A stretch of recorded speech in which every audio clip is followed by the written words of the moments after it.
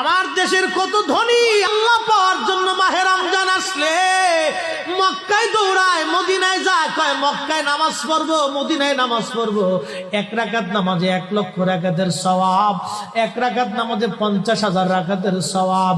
উমরা করে মক্কায় কাটায় সময় মদিনায় কাটায়, মক্কায় কোরআন খতম দিতে চায়, মদিনায় কোরআন খতম দিতে চায়।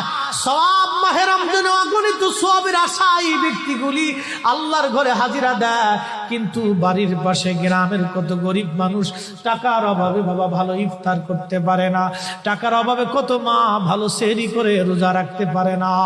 এই ধনীরা এই গরিব মানুষের ঘরে খাবার না দিয়ে আল্লাহরে পাওয়ার জন্য মক্কা মদিনায় দৌড়ায়।